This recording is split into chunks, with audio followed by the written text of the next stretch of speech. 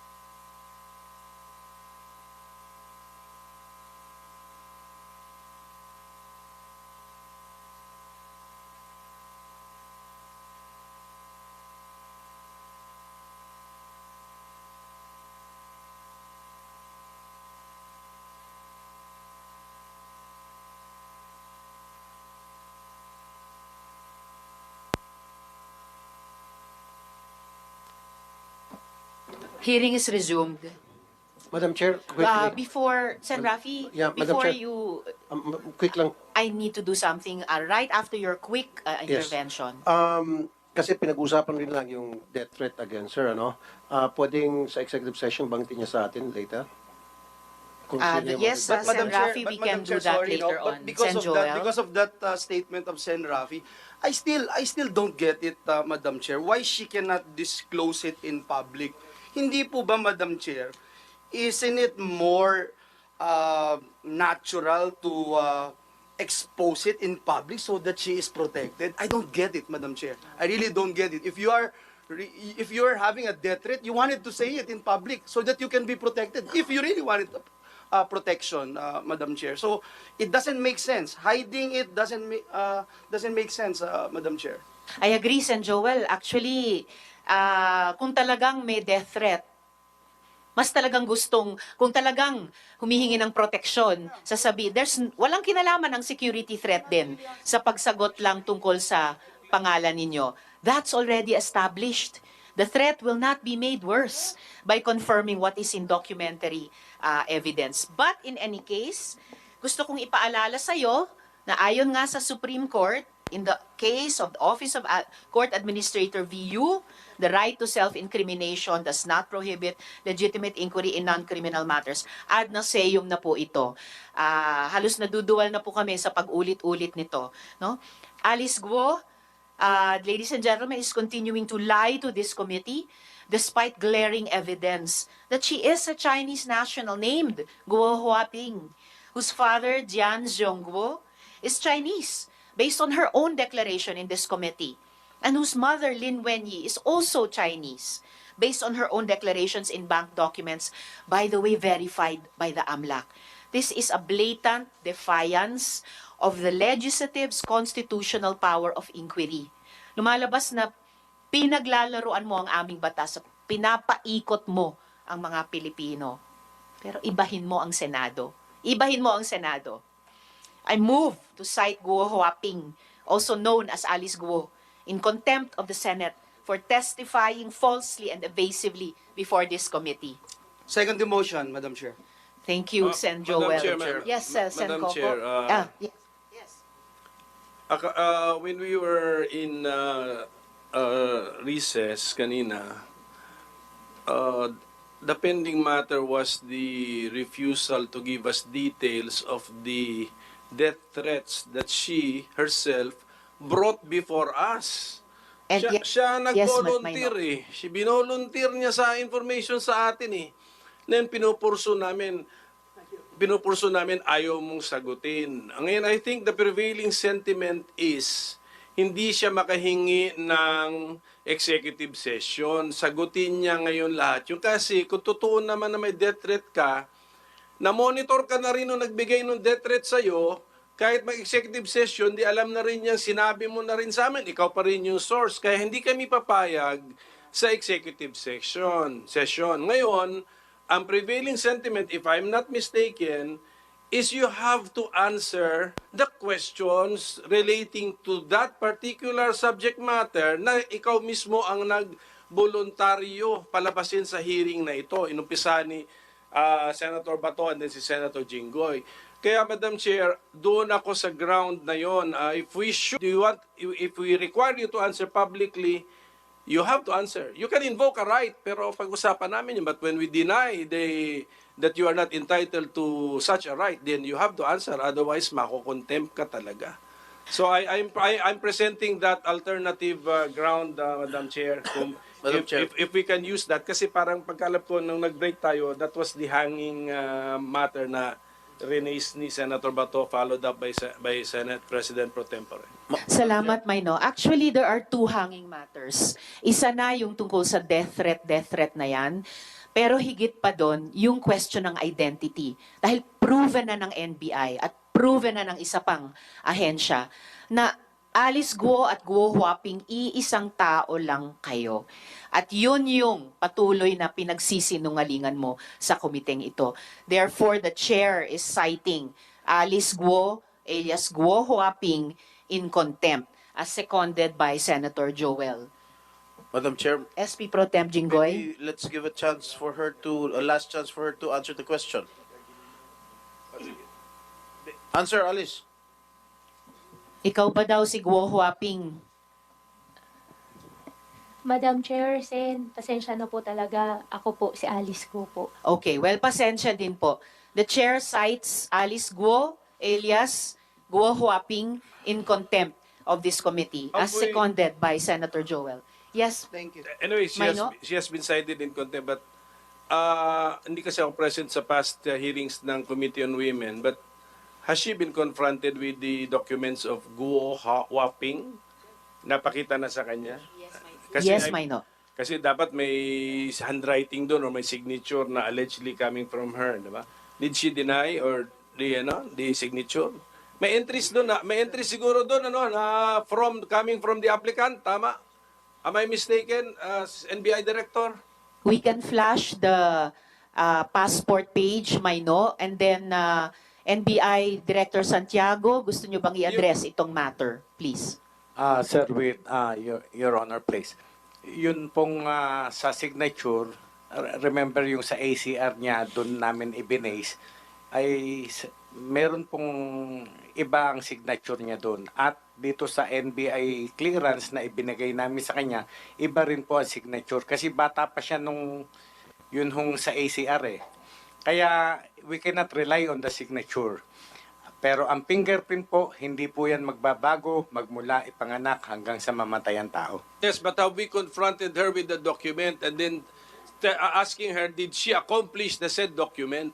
Tanungin natin siya kasi hindi Hindi naman po- siguro siya musmus na bata na hindi na niya maalala no, may memory na siya noon eh. Hindi po Hindi namin pa. siya na-confront noon. Opo. Okay. Kaya, But Maino and colleagues, we presented those same documents na fina-flash ko ulit dito kay Alice Guo sa mga nakaraang hearings bago pa siya tumakas sa bansa. can we give her one last chance i-flash yung document na yun and then I will ask her now if she remembers accomplishing the said document of Guo Huaping. Madam Chair, I'm sorry, but I asked that question a while ago, and she said no. Hindi, can we flash the document? Used by the NBI.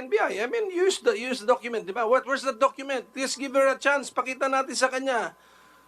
For fairness sake. And then, pero pag i-deny niya na hindi niya in-accomplish yun at what particular age, convincido na tayo din. Therefore, she's lying before us, di ba? Meron po tayo ditong dactyloscopy report na sinasabing identical ang fingerprints ni Alice Guo at ni Guo Huaping. At na yung fingerprints na iyon ni Guo Huaping at ni Alice Guo were affixed by one and the same person. Do we have the supporting document na ginamit ng NBI para dito? Para ipakita ulit. Dahil ipinakita na natin dati kay Alice Guo. Miss Alice, extraordinary ito ah. Kayo lang yung naalala kong resource person na ipapakita namin paulit-ulit ang mga dokumento sa iyo. Dapat naman siguro suklian mo yung komite na magsabi ka na ng totoo. Hindi yung going the extra mile ang komite, pero kasinungalingan pa rin ang isinusukli nyo. Comsec, do we have the supporting document on hand para i-project dito sa ating monitor, yung ginamit ng NBI to come to this conclusive opinion used in all courts of the Philippines, ang fingerprint matching. Madam Chair, Yes, while, and Joel. while we're still waiting, just to support the motion that was approved by this committee, Madam Chair, the Senate has sufficient, substantial, and damning evidence to support to support a conclusion, Madam Chair, that this witness is lying. Now, whether the court will bear it out later or not, that is the basis, Madam Chair. If this is the prevailing stance, then witness won't play around with the Senate. I think that is the only reason why we are doing this, because she is obviously playing around, Madam Chair. We have given her enough time, so many chances, Madam Chair. I have never seen a witness na ganito karami yung chance na binibigay natin magsabi ng katotohanan. Pero kung ayaw talaga, Madam Chair, she has to face the music. Agree, Sen Joel. But Comsec, i-flash po natin please yung passport ni Guo Huaping para masagot niya yung one more chance na tanong ng Minority Leader. While Can we waiting, pull that up? Madam Yes, Chair, SP Pro Temp, Jinggoy. habang hinihintay natin i-flash yung passport sa ano. I'll give you one more chance, Alice, tungkol sa death threat. Ha? Kailan mo na-receive yung tangka sa buhay mo? Miss Alice. I think mga bandang June po, June of this Apo. month, of this year. this year po. Ilang beses? More than 5 times po. Kanino galing? Through phone po. Sino yung tumawag? Sen, gustong-gusto ko po din i-discuss po sa inyo at humihingi din po ako ng pasensya po sa inyo. Natatakot din po talaga na i-disclose po sa public. Eh kahit i-disclose mo sa amin through an executive session, katulad nga ni sinabi ni Senator Coco, malalaman din niya eh. Ngayon sabihin mo sa amin, sino Sen, yung source? Opo, Sen, ang understanding ko po, pagka sinabi ko po sa inyo sa executive session po, hindi po lalabas. Kasi nagwo-worry po ako sa sarili ko Ganun pong din yun. safety. Oh, sabihin mo Opo. sa amin. Sen, ako po kasi, ang Senate hearing po natatapos, pero natatakot po kasi ako sa magiging Oh, buhay paano ko ka po. tinatakot nung kausap mo sa telepono? How Sen, are you threatened? Hindi ko po muna i-discuss po sa public po. No. Opo. The Pasensya na po public talaga, ought to Sen. know, how are you threatened? Yun lang tanong ko, how are you threatened? Hindi ko po siya may discuss po sa public po, Sen. Pasensya na po talaga. Eh talaga makukulong ka. Madam Chair, if just in case the court will allow the Senate to be detained here, I would like to raise this motion to immediately commit her at the Pasay City Jail. Salamat, Senate President Madam Chair. Pro Tempore. Before that matter will be deliberated, we have a pending citation in contempt by the chair, seconded by Sen Joel. And so, Alice, one last chance dito sa ipinapakita namin ulit na passport, page ng passport mo. Sagutin mo yung tanong ni Sen Coco, ikaw ba ito? Madam Chair, ako po si Alice Go po. No, hindi yan ang tanong ko sa inyo. Ang tanong ko po ay, meron kang monitor sa harap mo, kita mo yung page ng passport. Kayo ba yan sa photo na yan? I'm not asking yung pangalan nyo. Alam na namin, Go Huaping. Ito ba ay ikaw? Madam Chair, meron pong pending case po sa akin po. Lahat You po ng- answer! All right, you are not taking the many one last chances na binibigay ng committee ito sa iyo. You are denying your Chair, identity as Guo Huaping. So may I Madam Chair, return Madam Chair, to Major- yes, Then Minority she was Leader. trying to invoke something. What are you invoking? For your refusal to answer, what are you invoking? Sen, may pending cases na po kasi sa akin sa court po. Ang understanding ko po, lahat po ng sasabihin ko po dito may incriminating my own self po. Okay, this Kaya- one. Ito, saan ito maka-incriminate? What particular case? Kailangan may kailangan may particularity. Hindi Opo. pwedeng wala. Opo, semi-final po sa akin sa citizenship po na issue po sa court po. Citizenship. I think there is 7 pending cases po sa korte po ngayon. No, Isa na po dyan yung citizenship po. Hindi kasi kunyari may kaso kang istapa, hindi naman connected sa istapa yan. So hindi mo pwedeng sabihin may kaso ako sa korte. You have to specify.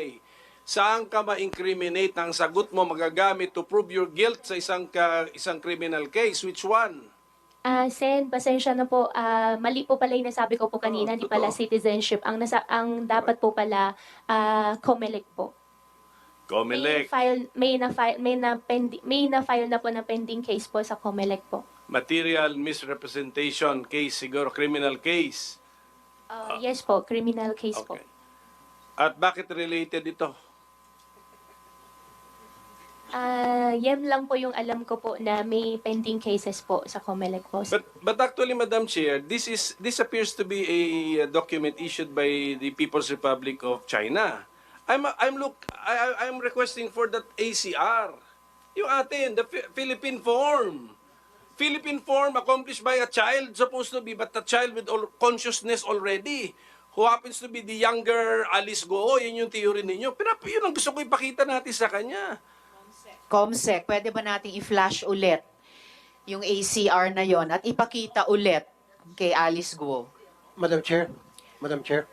Yes, Sen. Rafi. Uh, One related question, Yes, please. noong August 27, 2024 hearing, page 141 of the transcript, inamin ni Sheila Goo na meron dalawang passport si Alice Goo. So that means dual citizen siya? Chinese and Filipino? Alright, salamat Sen. Rafi sa pagpapaalala. So dual citizen pala kayo kahit sa pagkaalam ni Miss Sheila Guo sa paalala ni Sen. Rafi. And in fact, alam nyo ba na hindi pinapayagan ng dual citizenship sa China? Dito lang sa Pilipinas meron na ganyan. Pero sa China, bawal yun eh. And yet, you have both Filipino and Chinese passports sa testimonya ni Sheila Guo. Madam Chair, I have only one Filipino passport po. Yes, you have only one Filipino passport, but you had a Chinese passport. Wala po akong Chinese passport po. Okay, Comsec, pwede natin ipakita yung hinihingi naming ACR before we act on we finalize the motion of the chair seconded by Sen. Joel. Okay, baka pwedeng, yan na ba yung pinakamalaki? Alright, so ito po ang ACR form. Hindi na yan musmus na bata, di ba? May consciousness na yung nakalitrato dyan eh. O yan ang tanong natin kay Alice Guo.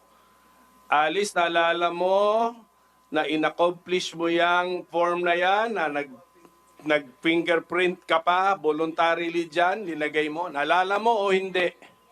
Sir, wala po ako naalala na ganun na dokumento po ginawa. Okay. I'm incredulous, Mayno. Yan na, that's Pati it. yung pirma niya dyan, looks like yung pirma niya sa iba pang mga dokumento. That's it, Madam Chair. That convinces me of the lying. So, I think, tapos na po yung ano nyo eh. Na-declare nyo na siya in contempt eh. Nag-elaborate lang naman ako na tapos na po, na-declare nyo na po siya. On the lying pa ito, not on the refusal to answer dun sa death threat. So, sorry, Alice, I gave you a chance. You mean to say, pati yung paglalagay ng fingerprint mo ron, hindi mo naalala. So, medyo, na po yun, medyo too difficult to, masyado nang mahirap paniwalaan na, paano, tulog ka, kinuha ang fingerprints mo, pinilit ka. I mean, it's too much, but, hindi na po sanggol yung nandun sa litrato. So, with that, Mr. Chair, it puts to rest your contempt citation of the resource person. Thank you. Madam Chair, Madam Chair. isa lang, Madam Chair, if I may. Salamat kaayo, Mayno. SP Pro Temp, Alice, Jigoy, ilang taon and ka then we will return to the motion. nung nag-thumb mark ka dyan? Ilang taon ka? Miss Sir, Alice. wala po akong maalala na nag-thumbprint po ako niyan. Eh ba, thumb mark ba niyan? Hindi mo maalala na nag-thumb mark ka? Ilang taon ka nung nag-thumb mark ka dyan? Sir, Sigot, you do not know how old were you? wala po ako naalala, Sen, na may ginawa po akong thumb mark po sa ganung papel po. May pirma ba yan? May pirma? May pirma, Oh, did you SP sign Pro it? Temp. Did you sign it? Wala ka rin maalala na pinirmahan mo? Ha? Wala po. Dun sa ACR. Pirma mo ba yan? Pakita natin ulit yung ACR. Pirma mo.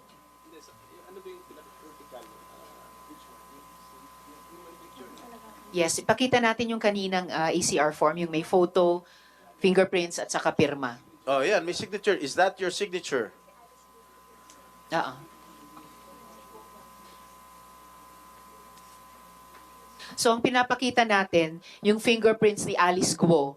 Pero nung kinumpara ng NBI, dun sa fingerprints ni Guo Huaping, identical. Matched po. Madam Chair. No, let her answer. Is that your signature, Alice? Doon sa under po ng picture po, signature ko po yun, pero hindi Oh. ko po alam paano nangyari po yun. Paano hindi mo alam paano nangyari yun? Hindi ko po talaga alam, Sen. Hindi mo alam na pinirmahan mo, pirma mo yan? Sen, hindi po, wala po akong pinirmahan po ng ganung dokumento. Pero, signature ko po siya. Pero wala po akong napirmahan po When ng was ganung this dokumento. So, Okay. kino-confirm mo na signature mo yan sa form na yan. Kino-confirm ko lang po, Madam Chair, yung signature po under po ng picture is my signature. But you do Okay. not remember when you signed that? Wala pa akong piece of paper? wala pa akong ginawa na ganun po. Well, it is impossible to fake fingerprints. Kinonfirm mo na pirma mo yan, yung fingerprints dito at yung fingerprints dun sa dokumento ni Guo Huaping ay na-match ng NBI. Iisang tao lamang po. Yun Madam po Chair, yun. If I may, Madam Chair, just one... Sen Joel. Because I'm so sick and tired na whether Huaping and Alice Go identical at iisa dahil convinced na po tayo doon eh. I mean, how can you doctor yung mga fingerprints, Madam Chair? So, ayaw niyang sagutin yon but overwhelming, siya ho yun, si Gua Huaping. Kaya baka dapat ang tawag natin sa kanya Gua Huaping, hindi Alice Go dahil mahirap na tawagin siyang Alice Go, hindi naman pala siya Pilipino. But let me just ask yung tinatanong kanina ni Sen Jinggoy, kilalan mo, Alice, Gua Huaping, yung tumawag sa'yo, na nagbibigay sa'yo ng death threat, kilala mo po yun. Di ba? Kasi otherwise, hindi mo siya sasagutin at hindi mo kikilalanin na totoo at may bigat yung death threat sa'yo. Is that correct, Your Honor? Your Honor, isa po doon, kilala ko po. Pero i-clarify ko lang po yung nakita ko po kanina sa monitor po. Yung signature po, akin po yung signature, pero hindi ko po alam kung bakit andyan po yung signature Hindi ko na po. ako nagtatanong No. doon. Hindi na ako nagtatanong ng Gua Huaping. Hindi na ako nagtatanong kasi klarong-klaro sa akin, hindi po pwedeng doktorin yung fingerprints mo. So ang tinatanong ko, kilala mo yung nag-death threat sa'yo, saan siya galing? Dito ba siya sa Pilipinas o sa abroad? Local po, dito po. Dito sa Pilipinas. So sa Pilipinas nanggagaling yung death threat mo. Kung sa Pilipinas nanggagaling yung death threat mo, nakita ko yung pagtatagpo ninyo ni PNP Chief tsaka ni SILG. Parang fan meet. At parang masyado kang talagang kampante. At nung in-interview ka, ang sabi mo, kasi secured ka, you feel safe. You feel safe. Nakasama mo ang SILG at PNP Chief. Ngayon, ang tanong ko, if you feel safe, nakasama mo ang PNP Chief at saka SILG, bakit ka pa kailangan lumabas ng Pilipinas? Dahil natatakot ka sa death threat mo. Bakit hindi ka na lang lumapit o nag-report sa PNP Chief o kay SILG?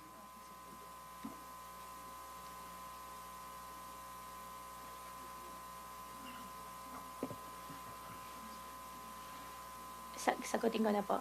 Sa tingin ko, Yes, wala one pa. more time, Miss Alice. One last time. Yes po, Madam Chair. You answer the question of Senator Joel. Sen, okay lang po paulit po. Sorry po.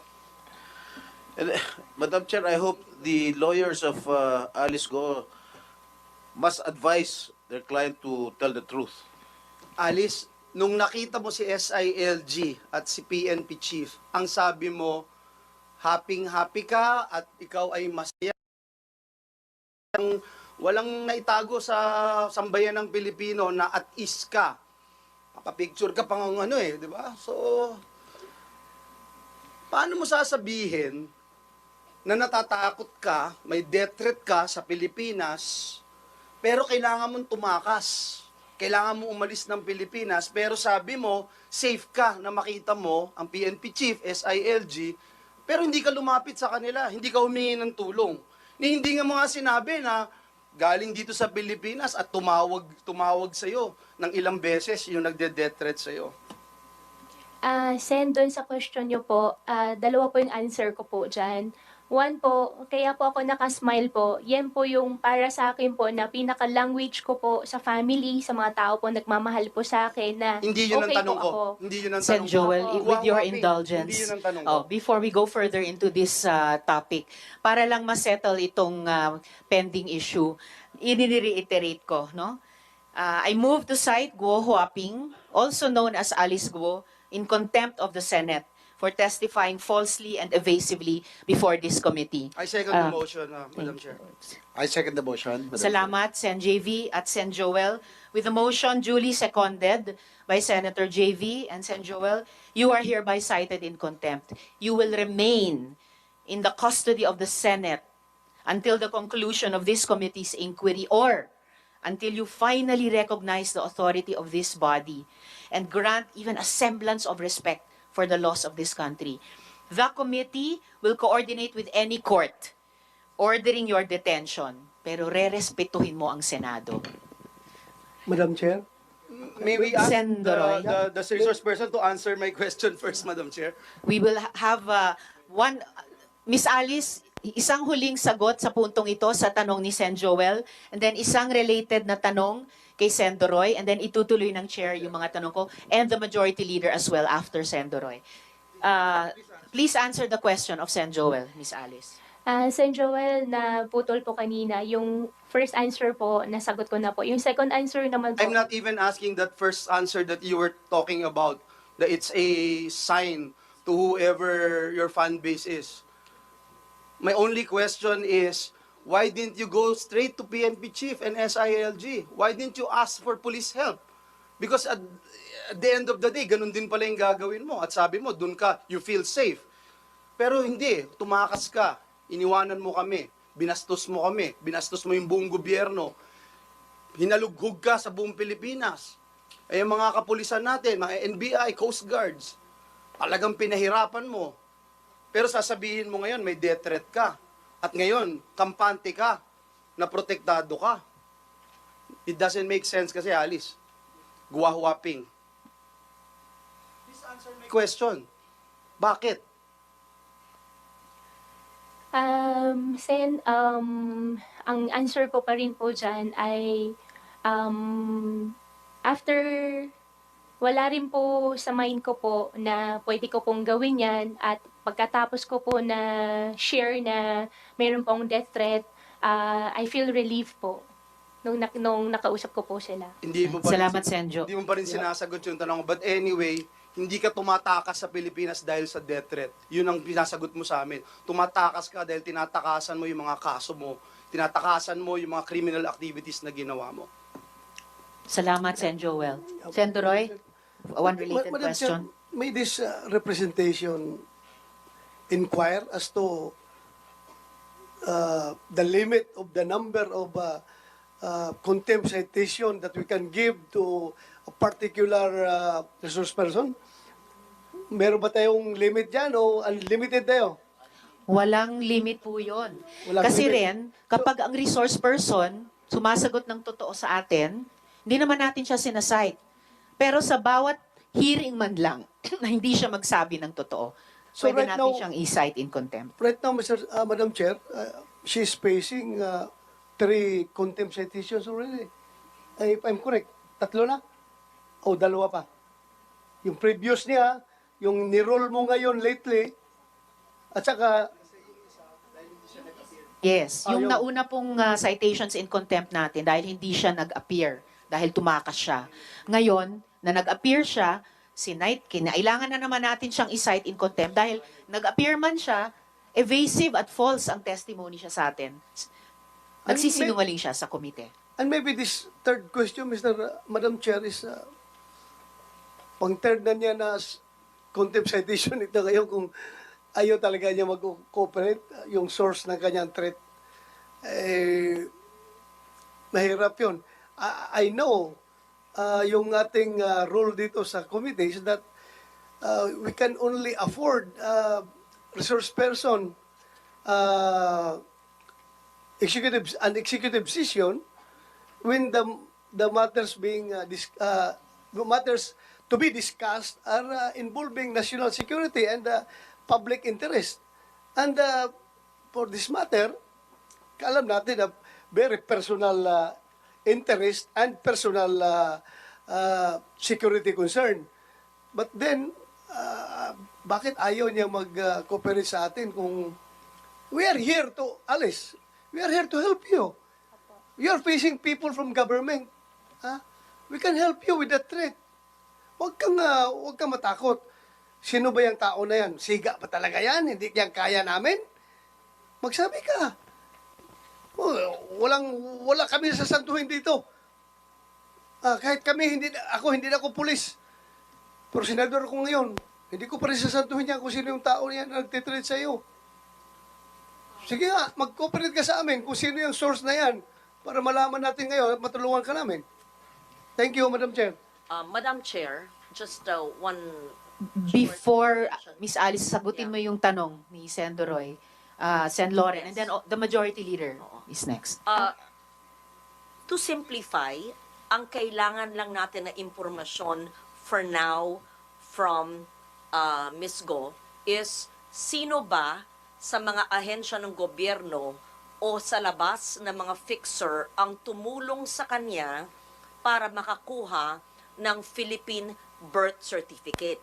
Pangalawa, at sino yung nagbigay ng Philippine passport. Ganun kasimple. Isang oras na tayo dito, maraming issues. Sagutin lang yon, matutulungan ka namin. And your lawyers will understand that. Yun lang. Sino? Dahil ang PSA, with all due respect, at ang DFA, mukhang napasukan ng sindikato. Paano natin bibigyan ng budget ang ahensya ng gobyerno sa panahon ngayon ng budgetary allocations for next year kung ang binabudgetan natin ay napasukan ng sindikato na kalaban ng taong bayan? So, ikaw ang susi na magsabi. Alam ni Senator Tulfo yung pangalan ng fixer mo. Ibunyag mo lang sa amin, paano? Kasi hindi lang ikaw. Inamin na ng PSA na meron higit sa 1,000 na nabigyan ng birth certificate. 1,200. Ayun, exact number, 1,200. So, meron pa kaming hinahanap na balanse sa 1,200 na nagpapanggap na Alice Go. Yun nga, Madam Chair. Salamat, Madam Sen. Chair. Lauren. Sen. Rafi, before the chair recognizes. So, for the record ulit, Sen. Lauren, na-establish natin in previous hearings na finala ng late registration of live birth si Alice Guo, inisyuhan ng birth certificate, pero dineclare na ng PSA na irregular yung birth certificate na Ba't iyon. na-issue pa rin? Kaya pinapa-cancel sa Office of the Kaya nga, Madam Solicitor Chair, General. kung it And was then, declared irregular. if I may just finish, Sen. Rafi, before recognizing Majority Leader and then Sen. Rafi, kaya nakapagkuha ng Philippine passport. I will just recognize at this point now Majority Leader and then Sen. Rafi, and then itutuloy ng Chair yung questioning, and then each in order of arrival, beginning with the SP Pro Temp and the Senate Minority Leader, Sen. Joel et al., will have 15 minutes each per round. We can go to a second round pag may oras pa. So, Majority Leader. Madam Chair, just an addendum to your earlier order citing in contempt Ms. Alice Go, may the committee secretariat be likewise directed at this instant using the fastest means of communications to inform Branch 109 of the Regional Trial Court based in Capas Tarlac of the said citation, Madam Chair. Thank you, Majo. Comsec, please do that. And please include in the communication to the good court yung sinabi ng chair kanina sa citation in contempt kay Alice Guo o Guo Hopping that this committee will coordinate with the court ordering her detention. So we will coordinate with that court. And lastly, Madam Chair, Madam Chair, just Sen- to thank- Madam Chair. just in that Yes, particular Sen. Joel and then Sen. Rafi. communication to the court, we also would like to put into the records how much we appreciate, Madam Chair, the confirmation of the court and the respect of the court to this committee to allow Gua Huaping to appear before us, Madam Chair, because we wanted to put that into the records, Madam Chair. Thank you. Madam Chair. Salamat, Sen Joel. Oo, ina-appreciate ng buong komite at ng chair na pinaunlakan ng judge yung written request na ipaapirin at pasalitain sa ating komite si Alice Guo Huaping. Kaya pinut on record na ng komite yung pag-cite in contempt kay Alice Guo at bunga niyan, we will coordinate with the court dahil ito yung nag-order ng kanyang detention. So, Sen. Rafi, and then the chair will continue with her Thank you, question. Madam Chair. She's been very evasive from the get-go. Parang sasayang lang tayo ng oras ng mga laway natin at karapatan naman niya na hindi magsalita at magsinungaling. Ang importante sa akin dito ngayon, yung sindikato lumalaki ng lumalaki habang tayo nag-uusap dito. Tulad ng sinabi ni Sen. Lauren, yun talagang tinutumbok ko noong pa man, Madam Chair. At total nabanggit naman sa previous hearing, yung kasabwat na para siya ay makakuha ng birth certificate through late registration. Kailangan siguro isa sa matutumbukin natin para mabuwag ng sindikato na ito, sino-sino sa late registration, sa local registrar's office, ang makasabwat niya dyan sa Tarlac, kaya siya nakuha ng birth certificate, at sino yung mayor at that time, sino yung hepe ng local registrar's office, at ilan na ba ang mga Chinese national sa bayan na yung sa Tarlac ang nabigyan din ng birth certificate, Filipino birth certificate to late registration. Because napakalaking problema ito, Madam Chair. 1,200 sa Davao del Sur lamang yan. Yung foreign nationals na nabigyan ng Filipino birth certificate, naging instant Filipino citizen. Now, hindi lang po sa Davao del Sur, kundi sa iba't iba pang lugar sa bansa. And then the immigration mismo umamin na every single year, since 2000, sila po ay nakakahuli ng mga Chinese nationals na pumapasok dito o lumalabas na gamit ay Philippine passport. And we're not doing anything about it. Since, Jesus. For decades, nobody's doing something na para buwagin yung sindikato na yun.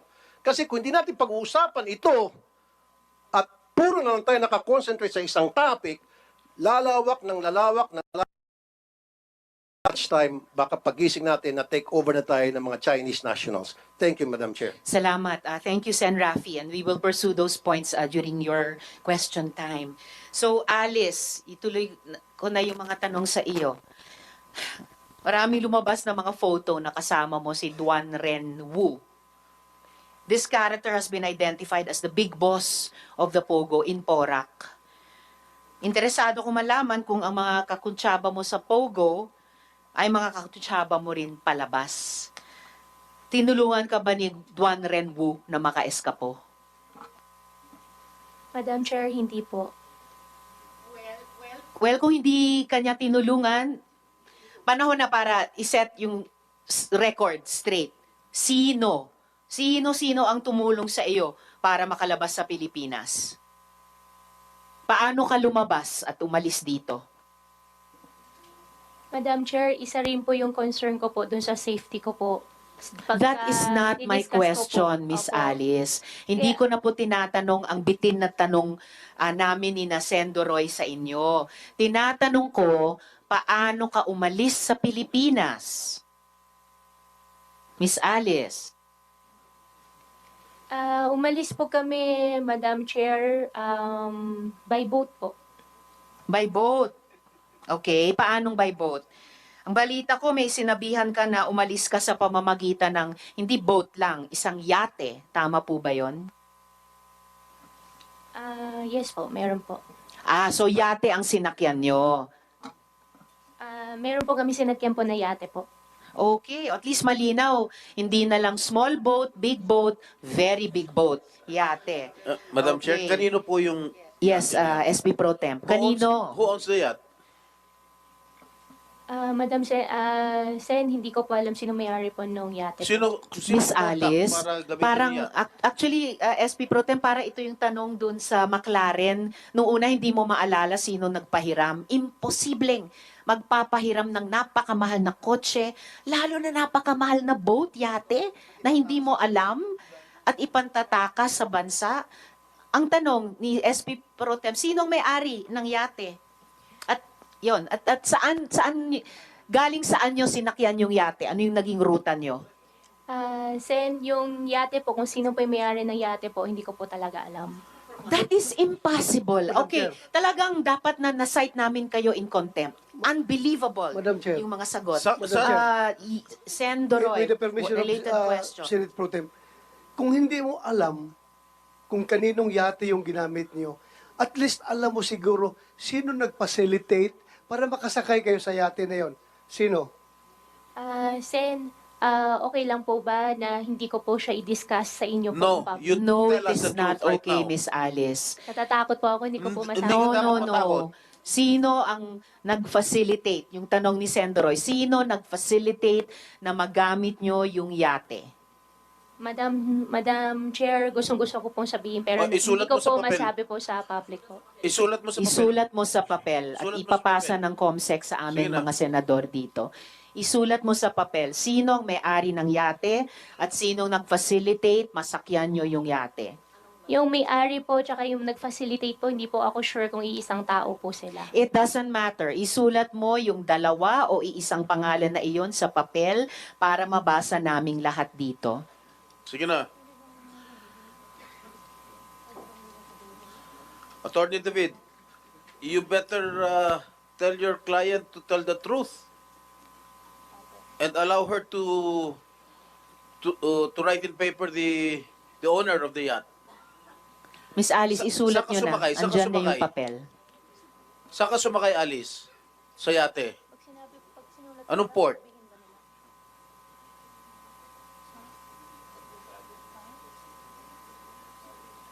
Miss Alice, saan ka sumakay at anong naging rota mo? Sen, kung isusulat ko po, okay lang po ba na hindi nyo po i-discuss po sa public? Miss Isusulat- Alice, please do not tell the senators what to do with the information na halos kailangang bunutin namin sa inyo na parang ngipin. Opo, pero Write it Sen, on the natatakot paper. po kasi ako. Write it on the paper at i-appreciate namin pag nabasa na namin. Unbelievable. Yung ibang witnesses kailangan sumagot verbally. Pinagbibigyan namin yung isulat sa papel. Please do that now. May ibang witness na ginawa na yon sa nakaraang hearing. Please write down on paper. Sulat mo na rin kung anong port, kung saan ka sumakay. Sige na, para isahan na lang. At saka makadagdag, Sen, Madam pasensya Chair. na po talaga, pero natatakot po talaga ako. Miss Madam Chair. Alice, nauubos na yung Opo, pasensya sa- namin dito. Sana po maintindihan nyo rin Isulat po ako nyo. na natatakot po ako talaga. Iniintindi ka namin at inaalam namin kung ano yung kinatatakutan mong sinasabi mong death threat, ayaw mo pang sabihin. Ngayon, mas simple, isulat sinong may-ari at facilitator sa yate at sabihin mo sa amin saan ka sumakay. Sen, gustong-gusto ko po talaga i-discuss. Pero natatakot po ako Gusto mo pala di i-discuss po sabihin mo sa public. amin. Nakakapikong ka na, ha? Nakakagigil ka na. At saka Miss Alice, nasa custody kayo ng PNP. Paano kayo papatayin doon? Imposible. You are within the most protective institution sa ating bansa. You are sa national headquarters ng Philippine National Police sa Camp Crame. Yes. Isulat mo na yung Yes. may-ari at facilitator sa yate. Yes po, Madam Chair. Alam ko po, safe na safe po ako ngayon. Kaso lang, nagwa-worry po ako pagkatapos po ng session, pagkatapos po ng hearing, ano pong mangyayari po sa akin. Doon po Let's ako take it one nagwa-worry. day at a time. One step at a time. First step, isulat mo sa papel. Sinong may-ari at facilitator sa yate?